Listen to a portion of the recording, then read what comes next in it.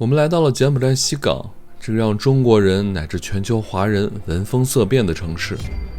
柬埔寨西港曾经是一个美丽的海滨旅游胜地，但如今西港在大家眼中更多的则代表着危险。在西港的街头，我们看到的警察数量似乎比金边还要多。在互联网上能看到很多和西港相关的抢劫甚至绑架的新闻。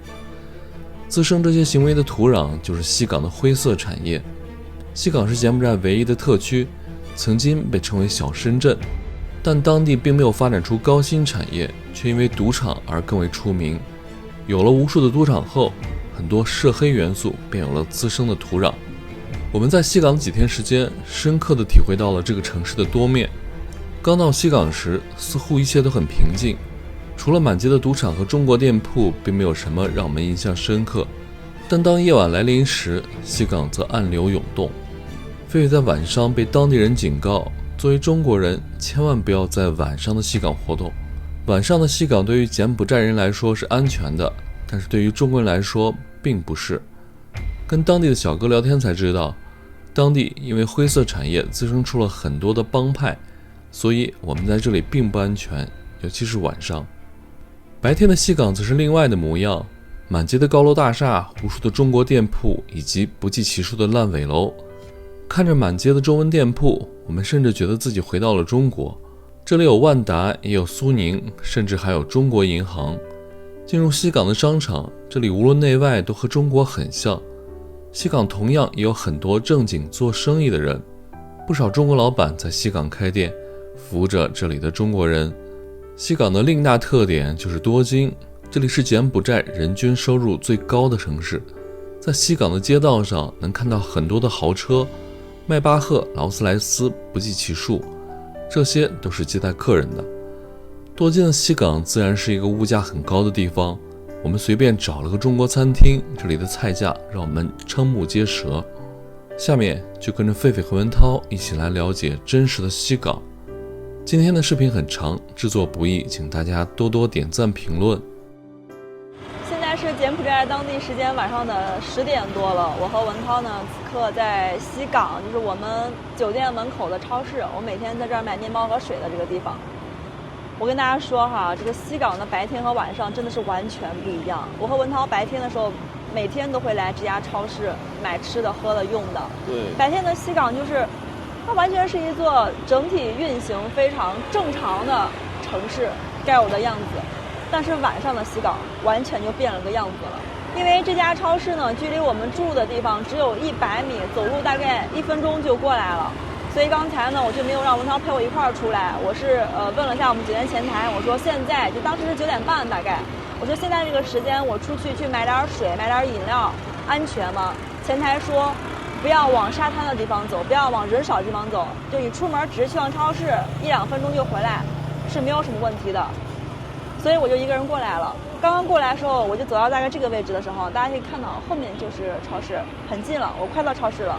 我刚走到这个位置的时候呢，碰到了一位柬埔寨本地的大姐，然后那个大姐呢就看我是中国人，她跟我说，这么晚了，你一个人不要在街道上走来走去，你赶快回去吧。她用中文跟我讲的，因为大姐呢她是在一家中餐厅在餐馆打工，她的老公呢在西港的一家棋牌室做保安，他们都是土生土长的西哈努克市的人，所以大姐对当地的情况就非常了解。她跟我说，你赶快回去吧，因为你是中国人，所以在这条街上的坏人他们很可能就把你抓走，他们把你抓走之后就会问你要钱。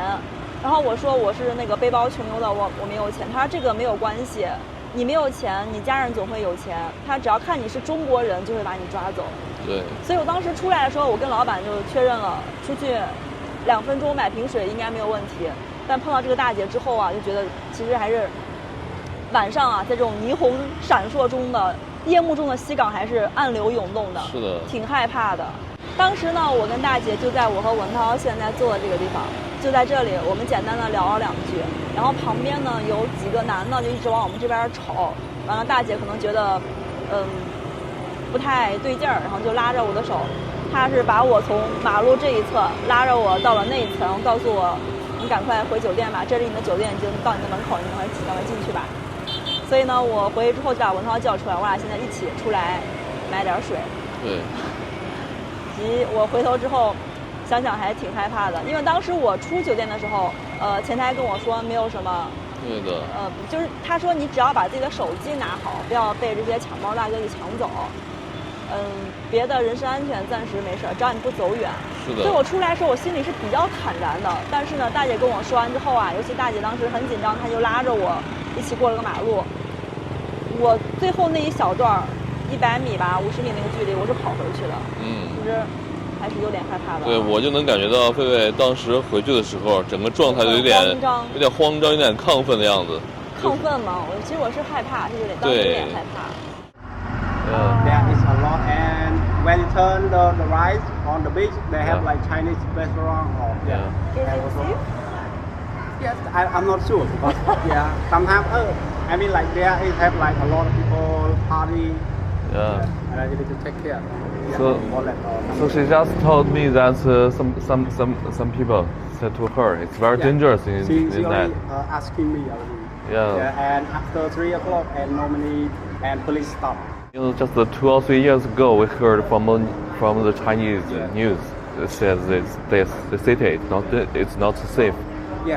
Lots of murder and lots of robbery here. I mean, for the travel people, Chinese is okay, but I mean for like business and like other Chinese like gangster like this, they come here not for business or travel. For travel, it's okay, no problem.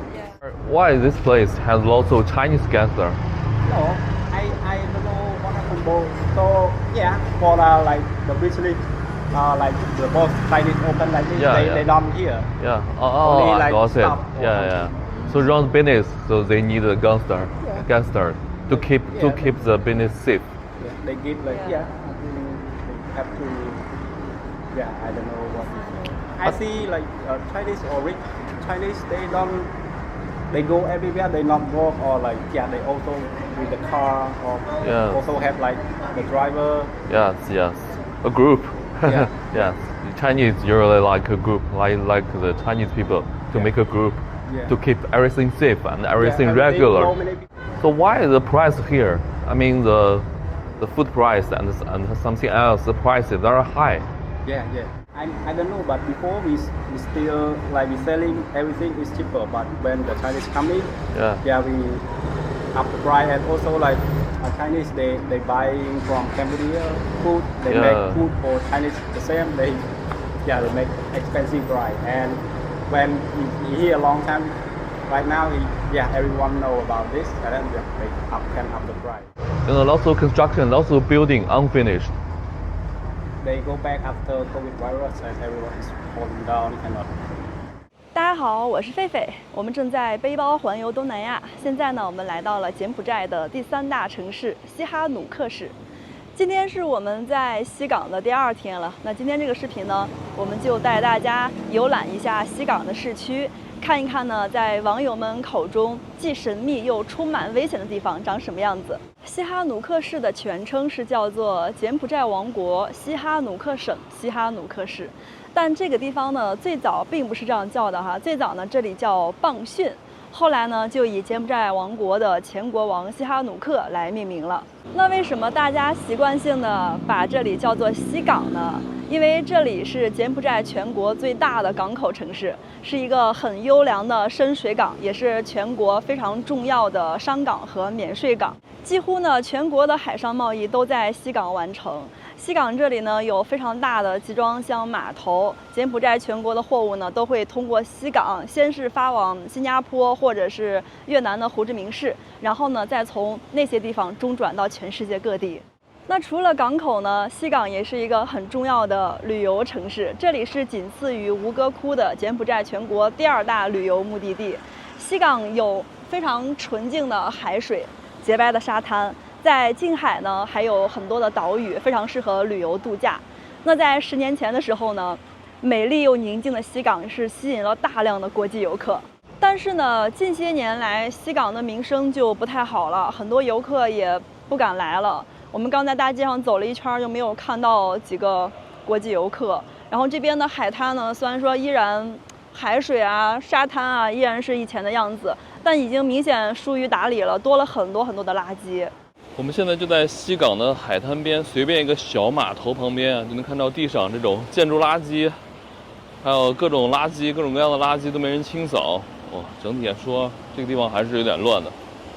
对啊，其实这个码头是西港很重要的一个游客码头，因为西港周围是有着8个大大小小的适合观光旅游的岛屿的，比较大的像高龙岛、高龙沙冷岛，还有那些小一点的岛屿。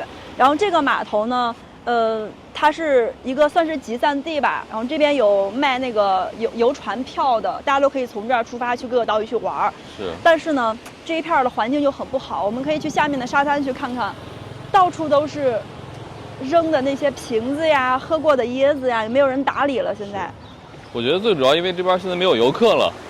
对，没游客之后呢，可能当地也是觉得打理意义不大，就疏于管理了。看这个白天，就见不到几个游客，这么好的沙子。对，你看这沙子多好呀。我们俩为什么这次来到西港呢？因为我们在家里经常看，就爱旅游的朋友都知道，有一本书叫《孤独星球》。在那本书上，西港是被反反复复推荐的，很漂亮，很美。它这个沙子是全世界都比较罕见那种白沙，像我们中国广西北海那个银滩，差不多就这种沙子。其实这种沙子像马尔代夫呀，还有帕劳啊，很多地方，你看它非常的细软，很舒服，是脚踩上去特舒服。除了在西港的旁边有着大大小小大概5、6个适合游客去的沙滩，旁边那些岛屿的一周全是这种沙子，就很适合旅游度假。但是你看现在成了什么样子了？对，这边有椰子壳、饭盒，还有鞋、塑料水瓶，各种各样的垃圾。看现在这边游客非常的少，但是当地人呢，居然还在那儿睡觉呢，就在这边这个上面这个遮挡下面在那儿睡觉，席地而睡，哇，真挺随意的。据说以前这边有非常多的水上项目可以玩，但现在真的很少了。你走到跟前来，你近一点，你看这水多干净呀！对，清澈见底，因为它这个沙子都比较的细小一些。慢点。你看，特别干净，我觉得比那个芽庄的市区边的水还要干净些哈。对，这里是西港海边的一个主干道了，算是。大家可以看到呢，根本没有几个行人，也没有几辆车，不要说游客了，本地人都没有几个在这里啊。那西港为什么变成现在这样呢？由一个旅游的天堂变成了游客纷纷逃离了。我今天跟涛哥也聊天哈，我俩聊了一下这个事情。我觉得最主要呢，还是跟当地的发展策略是有关的。那当地可能就觉得旅游来钱太慢了，他们就想把这里呢打造成一个拉斯维加斯或者是澳门那样的城市，所以呢当地就给很多的公司去发放牌照。那既然你当地都是这样的一个政策，再加上呢柬埔寨的这个国家它的经济自由度又很大，是在很多行业允许外资进入的，那么就会有很多的国外资本来到了西港，在这里拿地盖房，从事相关行业。他们也想出了很多种策略来招揽顾客来这里消费。其实呢，西港的本地人口大概只有20万，但是呢，有很多的外国人就来到了这里来寻找创业的机会，或者说所谓的发财梦、淘金梦。其实呢，在高峰的时候呢，这里的外国人比本国人是要多了的，就光中国人最高峰的时候都有30万之多。走在西港的大街上就感觉虽然说柬埔寨的首都是金边，但是西港的高楼大厦比金边还要多，就感觉这个城市才是更要现代化的一个啊。我们俩走在西港的街头就感觉西港像一个大型的工地，大家从镜头中应该也可以看到，那边正在盖楼，现在是盖到了4层左右的位置，这边也在盖楼。这块呢有个保利酒店，它的后面那栋楼已经盖到了差不多20多层，上面的应该是已经封顶了，但塔吊什么的还没有撤。真的是能感觉到这个城市遍地起高楼的感觉，经济发展特别快的感觉。是的，但是跟这个高楼大厦映衬起来的就是旁边有一些民房非常的怎么说呢，比较的破败吧。你看像旁边这个高楼大厦下面，它这个房顶就是几个铁皮搭建的。所以呢，有很多人都说如果把西港比喻成一块蛋糕，那这些高楼都像插在蛋糕上的蜡烛。这些高楼呢，大部分都是酒店，就上层是酒店，它下面是从事着某些行业的。所以这个地方呢，因为柬埔寨有个规定是这样，它本国人员是不允许从事这个行业的，所以这些楼基本上都是外国人在盖的。大家看一看旁边这些地啊，这高楼大厦下面全是这种破败的这种荒地，还有一些垃圾，所以城市就感觉很割裂。我们之前到金边的时候就感觉城市非常的割裂，到了西港之后呢，也有这种感觉。旁边这些建筑工地好像好多都已经停工了好久，上面的一些钢架呀什么的，都已经有好多的锈迹了。曾经这里也是非常繁华的旅游胜地，现在变成这样的一个大工地了。我和狒狒沿着海边这条公路往上走啊，这一路车真是少，然后走到了十字路口，在这个十字路口这儿看到一个奇观。这十字路口啊，四周全部都是烂尾楼，哇，这边烂尾楼太多了，狒狒。对，我刚才还说那个塔吊正在盖楼，我现在走到这个位置才能观察到啊，基本上那些工地都停工啊，全部都停了。你看那边的那个塔吊，感觉已经很长时间没有人动过了。对，虽然楼已经封顶了，还有那一层，哇，从这个角度看更壮观啊。对，全都烂尾了。现在呢，有一种说法啊，说是西港是烂尾楼之都。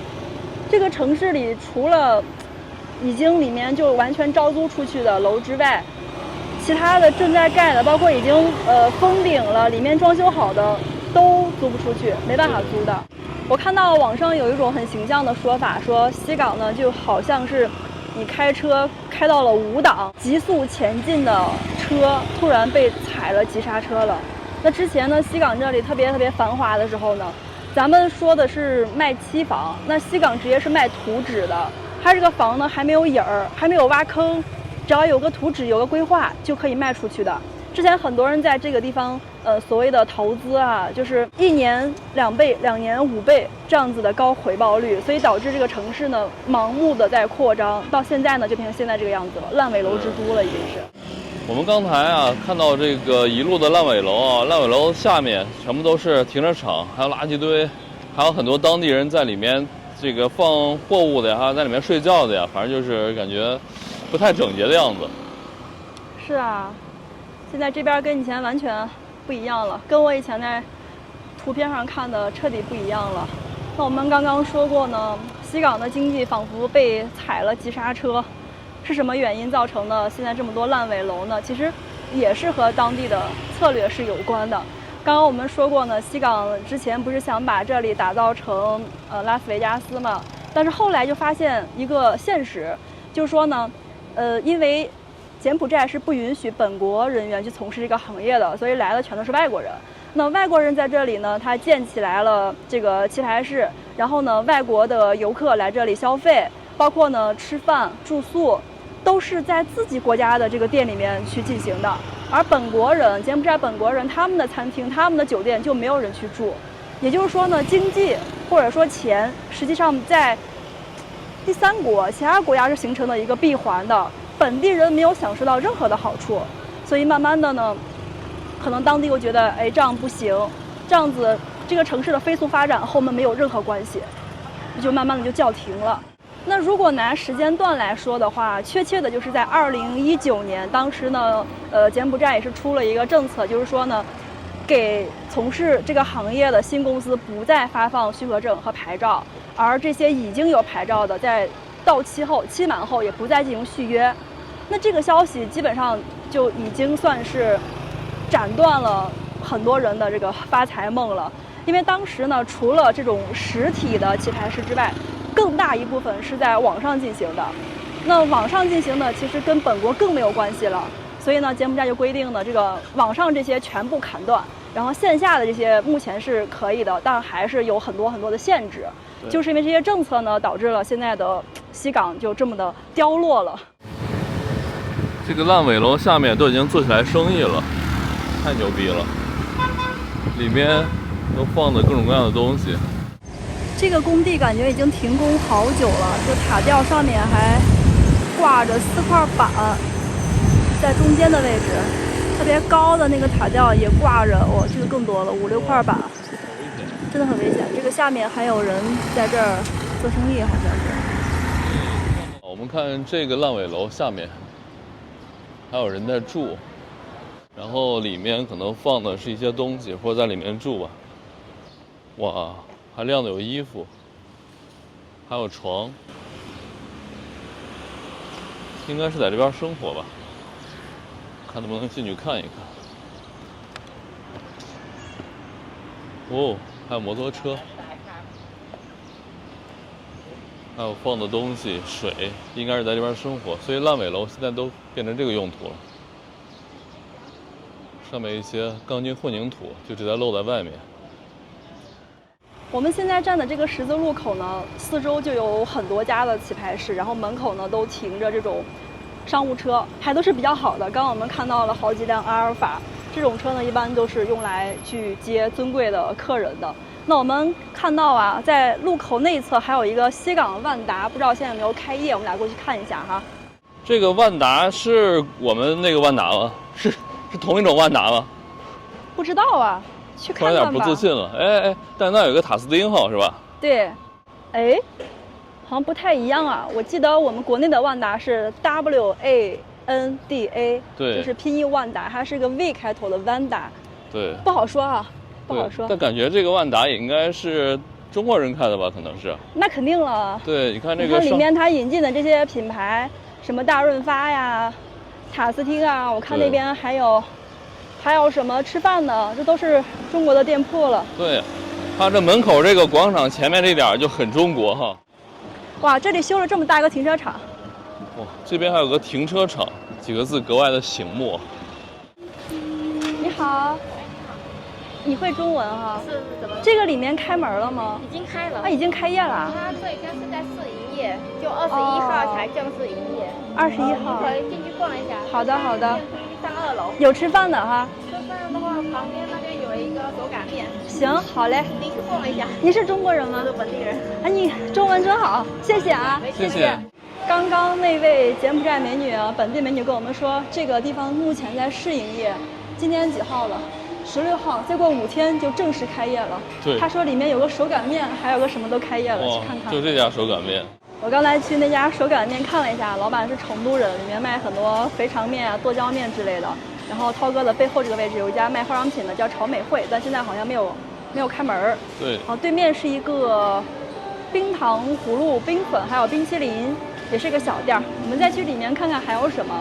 它这个地方比较小哈，这个万达哈。1楼呢可能就是一些我猜了以后可能是衣服、鞋子，还有吃的什么。它2楼整个做超市了，你看。超市请上2楼，所以2楼以后应该整个都是大润发超市。这应该还在装修阶段。应该是的。挡起来了吗？蜜雪。看一下，这个就是西港万达的，算是中间的一个圈了。其实它有3层的，我刚以为是2层，1层、2层、3层。他们2楼我看到了是大润发，还有一些吃的。那3楼以后搞不好，按照惯例可能会有电影院、健身房之类的吧。这边还有很先进的 VR 设施，可以玩的。这层还有卖床上用品的。哦，对。什么水星啊，这些都有。所以这个万达感觉还卖挺杂的哈，1楼。对，它这里面感觉挺全的，啥都有。对。那边是个零食，叫贪吃猫。快点！装修的大哥都是中国人，还有3福。啊，还有3福。你缺什么东西可以直接买了。这还吃的吗？除了1楼，还有几楼有吃的？2楼也有吃的。2楼超市什么都，反正这一层都中国人开。大润发已经开了。对。哦。都是中国人。都是中国人。中国人好多呀。我们从金边过来，感觉这边比金边那边繁华多了。现在这边安全。是哪儿的？我们来福建的。福建。现在治安也还好吧？安全啊！前2年的时候说挺危险的，我们都不敢来。我说晚上尽量就是不要走偏点没人的地方，不要去就好了。但就是我感觉这里物价好贵啊。物价是比较贵，对。我们连1碗面都吃不起。对，物价是比较贵，物价是不低。他门口那种小方便面摊都卖一个碗面5刀，哇，这个好离谱。对，物价是不低。那你说他们的当地人都怎么生活啊？当地人他有当地消费的不一样。我们现在已经来到了这个万达的2层啊。刚刚跟楼下大哥聊天才知道，这个万达跟国内万达不是同一个万达。这个2层呢，70%都是超市了哈。你看那边的货架都属于大润发的。然后这个方向呢，主要是卖衣服的，你看，男装、女装，在里面好像还有一个名创优品，然后还有一个，那还有一个卖华为、OPPO， 这儿卖手机的，卖手机的。3楼目前是整个都在装修阶段，还没有软装完啊。对，3楼我们就不上去了，3楼全是灰。这商场的风格就贼像国内的啊，各种这种小旗子往下打广告的。中国人建的嘛，就这样。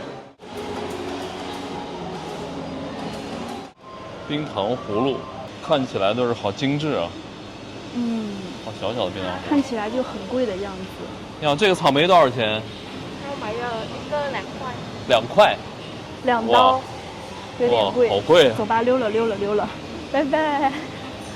太贵了，2刀了。对，一个草莓2刀了。我们在东北的时候买的，3块钱一个。3块钱一串儿，不是一个。对，3块钱一串儿。但是东北币本来就便宜啊，你拿东北币跟美刀比吗？大家不都说1人民币等于3东北币吗？我们已经从西港万达出来了。其实大家也可以看到呢，虽然说在4年前呢，一大批来这里寻求一夜暴富机会的人已经逃离西港了，但西港依然是在发展的。这里也有很多老老实实做生意的人，并不全都是灰产黑产这样子。那刚刚我们也说到过哈，柬埔寨实际上也改变了在西港这里的发展策略，比如说打击这些线上的棋牌室等等。也跟一个因素有关吧，因为呢，在西港附近的海域是发现了储量很大的油气田，现在有很多外国公司都已经进驻了，比如说像我们中国的中石油、中海油、中石化，还有像新加坡的 Chris， 还有韩国的一家石油公司都已经进来了，共同开发这一片油气田。所以以后呢，可能当地想把西港打造成一个工业和资源型的城市。我们现在来到了西港的地标性建筑双狮广场这里啊，其实这个地方是一个转盘，从这个转盘的几个方向延伸出去了，大概有6、7条街。我们其实可以从这个很小的一个范围就可以窥见到整个西港的基本面。比如说呢，在我们镜头中很醒目的位置就是一栋烂尾楼。另外呢，在这个转盘的其他几个方向呢，有很多的像什么棋牌室呀、会所这种娱乐场所，比如说那边的大西洋国际娱乐这种性感荷官在线发牌，还有就是为这些行业的从业者以及顾客们服务的一些服务业吧，像餐厅啊、酒店呀，还有很多的超市、便利店这样子。我能看到那边还有个什么中医理疗馆，然后特别有意思啊。狒狒的后面还有个富桥足浴，哇，这边真的是应有尽有啊，服务业。生猛海鲜、天天超市，然后那边还有什么沙县小吃、兰州拉面。天哪，我真的感觉西港的人民可以足不出户就可以感受到异国的风土人情了。中国的东西这里都有，全都有。在这个转盘这块啊，还有做造型的，就是理发的、美甲、染发、接发、美容美甲，什么都有。哇，还零食很忙，卖零食的。这边呢还有泰餐还是韩餐，就吃的很多。但当地人啊，据说都不在这种地方吃饭。哇，这个车不错呀，太厉害了。这还有卖菜的，这当地人卖菜的一些，看有什么菜，豆角、生姜、西红柿、白菜、韭菜，还有卖鱼的。Hello。坐出租车感觉很自由的，在任何方向都可以掉头逆行，永远是选择最近的道路。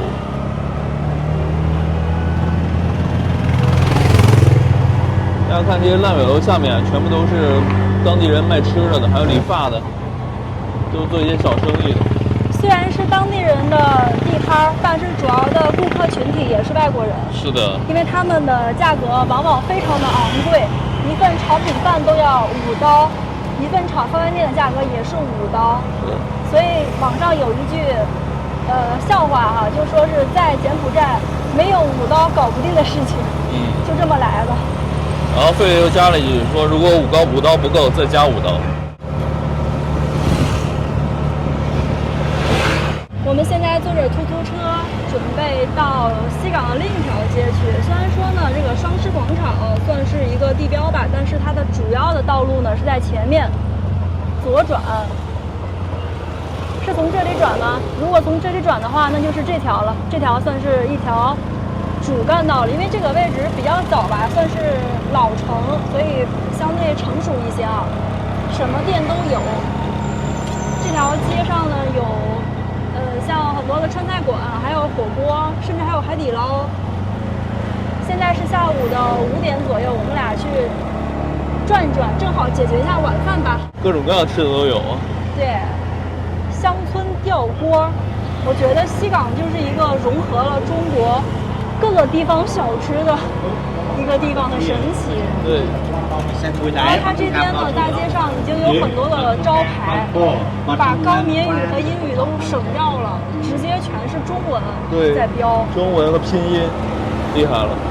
小哥烧烤、福建小吃、夜宵、湘菜小炒、秘制烤肉。这有一个海底捞，但是我不知道是不是国内的海底捞，可能也只是名字一样，跟万达一样。多少钱 ？How much？ $2. 对。多少钱？2刀。好贵。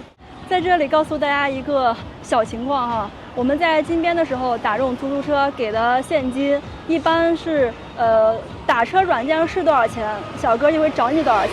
但到了西港之后发现呢，你给他无论给多少，他都不会给你找的。比如刚刚我们打车是3500 RIR， 我给了1万，司机没有给我找，然后我说给我找钱，他给我拿了一张5000，就一张5000是不够的。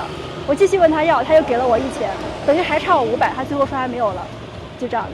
包括到昨天我们俩从汽车站打车去酒店的时候也一样，我给了，当时打车是多少钱我忘了，总之呢还是就比如说昨天是个7000多吧，对，我给了1万，他依然不找我钱，除非你问他要。所以在西港这里就感觉好像他们觉得中国人或者是游客比较有钱，可以不用找你。但在金边没有这个情况，金边就是很明码、很公平公正的样子，很无奈哈。在这儿，我们下出租车的这个地方呢，有一个海底捞，不过我观察了一下，它只是名字叫海底捞，跟我们国内的海底捞完全没有关系。我们去前面转转吧，看一看西港主要的一条街。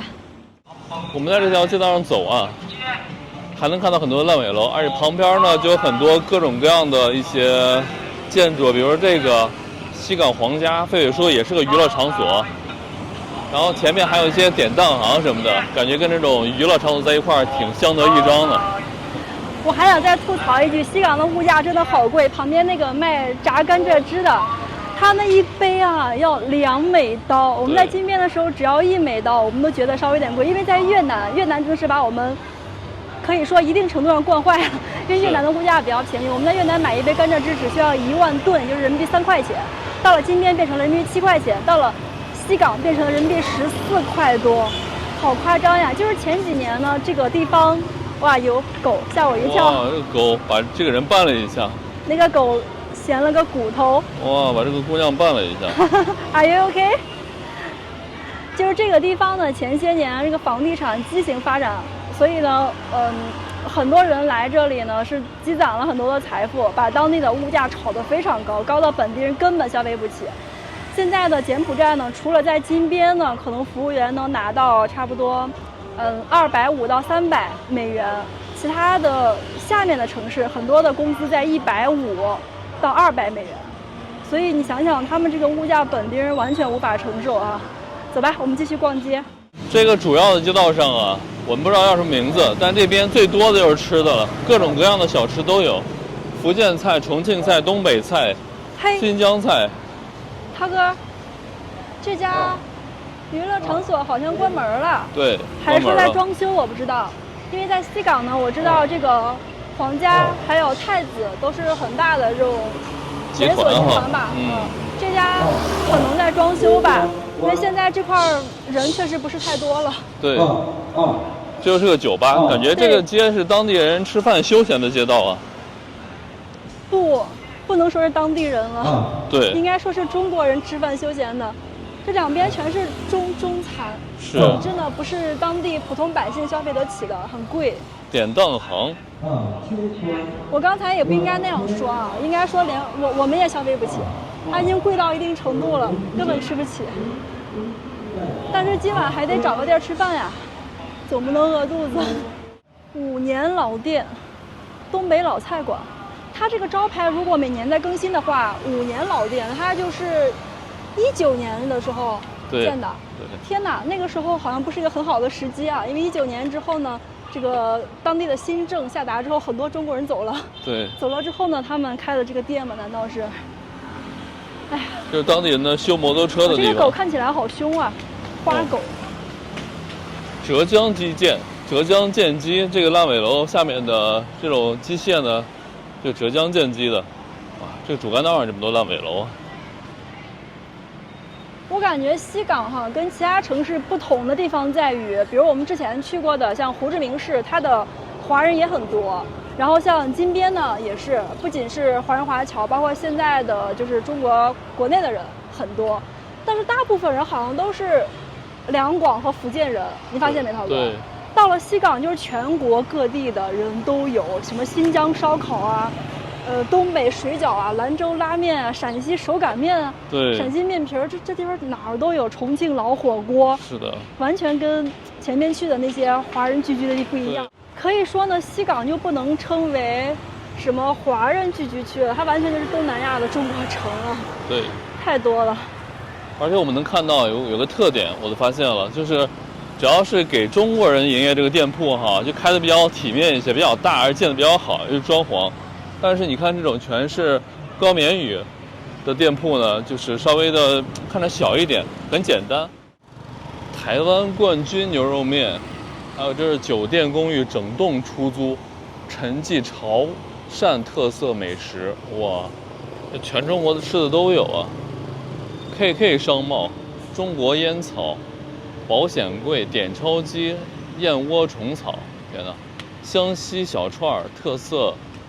烤鱼，哎呀，这边感觉真的像一个中国城啊！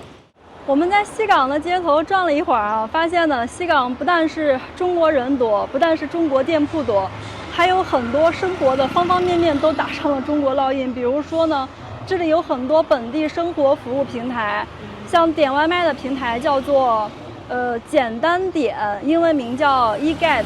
这个简单点的简就是柬埔寨的简，单是单位的单，点就是点外卖的点。这明显就是很中国的一个平台的名称。还有就是这里租房买房的一个中介平台，叫做简租房，简也是柬埔寨的简，就方方面面的就感觉这个地方很中国。我们在西港转了一下午了，到了该吃晚饭的时间了，忘了跟大家说这个柬埔寨时间了哈。我们已经来柬埔寨这么久了，都没有跟大家说过，柬埔寨用的时间跟越南是一样的，都是东西区，也就是说比我们北京时间要晚1个小时。那现在呢是当地时间的下午5点15，北京时间就是6点15了。我们准备找一家餐厅吃饭啊，刚刚转了半天呢，发现这家门口这个湘菜馆，他们门口的送外卖的这个箱子是最多的，这种车是最多的，应该味道是不差的啊。因为当地没有像大众点评那种可以看评分的网站，所以我们就根据店里面的人和门口这些外卖员决定吧。走，尝尝去。老板，这边物价都挺贵的哈。你是中国人吗？广州。广东人。莴笋炒肉，7刀。我看看老板啊。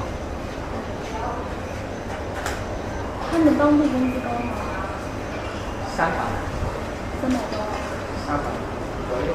那300多刀，这儿物价也太高了。我们点的菜已经上桌了，这家是个湘菜馆啊。虽然说刚刚跟我们上菜的服务员是柬埔寨本地人，但这个厨师一看就是我们中国人。给大家看一下这个菜品啊，看这个是我们点的叫干锅包菜啊，里面还有好多猪肉。这个是青椒炒鸡蛋，然后这个是莴笋炒肉。这3个菜一看这颜色这卖相，这绝对是中国厨师做。刚文涛一直告诉我说，哎，怎么给我们上菜的是个柬埔寨小哥，菜不知道地不地道。在西港不需要担心啊，这里面中国厨师特别多。跟大家说一下，我们今天点这些菜的价格哈，这个是最贵的，莴笋炒肉，因为这个算荤菜，这个菜是7美元。其次呢是干锅包菜，它的价格是6美元。我还以为是纯素的，没想到里面也有肉。然后这个便宜，这个5美刀。青椒炒鸡蛋，感觉给的蛋还挺多的哈。对。然后这家的米饭是不收费的，给我们上了一大桶，我们自己拿这个清洁的碗具盛饭吧。给，今天你辛苦了，你先吃。哎，这米真不错啊，他们这米好像是那种香米，很长。我那天听一个柬埔寨朋友跟我说啊，他说柬埔寨的大米有很多都出口泰国了。他们说，甚至呢，我们在国内，我们在中国买的这种泰国香米，有一些原产地都是柬埔寨，这个倒是我没有想过的。不过这米看着真不错，我来尝一下这家味道怎么样啊？这个闻着这个味儿就超级香。先来点青椒炒鸡蛋，因为我不是肉食动物，我比较喜欢吃这种菜，青椒炒蛋呀，青椒土豆丝儿啊，这种辣一点的。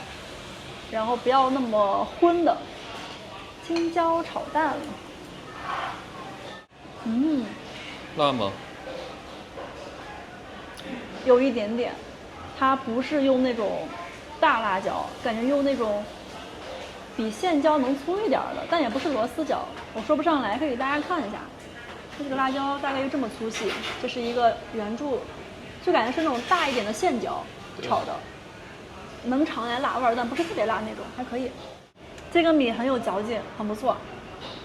其实我和文涛今天是特别饿，我们俩今天只吃了一顿早午饭，就是昨天从超市里买的那些面包呀、泡面呀这些，所以我俩特别饿，点的多。实际上呢，正常的话，这3个菜应该够3个人吃，他们家菜量挺大的。是的。只是这个干锅包菜为啥没有蜡烛烧一烧呢？我尝一下你点的这个菜。49块钱，50块钱的莴笋炒肉。这里面肉倒是挺瘦的啊。对。哦，对，这个菜最贵了。这个菜按7.1的汇率算就是49块7，50块钱。50块钱呢。好吃。好吃哈，相对还可以。我们在国内呢，就是除非去那种馆子里吃哈，比较大的餐厅里吃，这个会贵一些。一般的话就是10几块钱，撑死不超过20。这49的物价还是挺贵的。哎呀，有一个悲惨的消息，我需要告诉你。有姜。我们刚刚忘记给老板说生姜的事儿了。对。所以这个里面老板放生姜了，但不是很多，还可以。对。你这时候小心点啊，我能吃下去，看你了。老板，多少钱？给我一个小盒子，我打包一个东西。19，换成瑞尔是多少？我没有美元。我想问一下，我们等一会儿晚上走回去路上安全不？晚上这里很热闹。很热闹。对。你觉得我们打车回还是走路会安全点？你是住哪里？我住在双狮广场那。双狮。走过去的话，如果你要小道的话，不太安全。小道不安全。对。大路还好。大路很热闹，没事。好的，谢谢啊，拜拜。这家的菜量还挺大的，我们俩没吃完，剩了一个青椒炒鸡蛋，打包回。我们住的酒店有冰箱，放进去可以明天吃。我们这顿饭一共花了，这3个菜是18美元，然后餐具收了1美元，米饭不要钱，一共是19美元，换成人民币就是135块钱。我觉得在西港这种炒方便面都要你5刀的地方还可以，是吧，涛哥？起码吃的挺舒服的。好了，我们现在就准备回去了。刚刚这家餐厅的小老板提醒我，回去的时候一定要走大路，千万不要进小巷子，很危险，因为现在天黑了。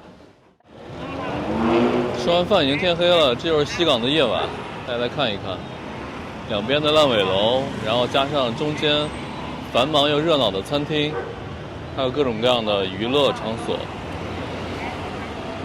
所以打个出租车我们就回去了，因为晚上这边还是不太安全的。我现在在这儿叫车都是躲起来的，一是怕抢包大哥，二是怕爆头大哥。对。大家知道吗？柬埔寨的2个城市有一个特别的称呼啊，金边叫做飞车边，西港叫做爆头港，所以可以看出这两个地方的危险。这个城市的白天和晚上完全不一样。白天在阳光的这种普照下，你会觉得城市里似乎没有那些罪恶的地方，但是呢，夜幕降临后，这些灯都亮起的时候，你会觉得处处都暗藏着玄机，处处都有那些暗流在涌动，还是有一些害怕的。我们的突突车还有300米。哎，晚上的西港真的是，你有没有这种感觉，涛哥？有。跟白天的西港又不是一个世界，尤其是中午之前吧，就从早上到中午这段时间的西港特别宁静，所有人都没有起床，因为这个地方呢，特定行业的人都是晚上工作，白天睡觉的，所以白天的西港非常平静，晚上完全不一样。这是我们的突突车，今天有帘子，挺安全。这边突突车一到晚上，帘子很多都拉起来了，是为了保证里面旅客的安全。因为这个地方呢，说白了就是，如果从外面看到你们是，我们2个人还好，如果单独一个人那种，看你是外国人吧，对，可能会有危险。基于你的财产。对，小心点。那我们现在躲在里面，四周有窗帘拉着，还挺有安全感。看我们前面的什么国际娱乐的大巴，这会儿也拉了很多客人，对，已经满了。白天这些车都在门口闲着，没事干。对，一到晚上叫洲际新什么娱乐，没看清。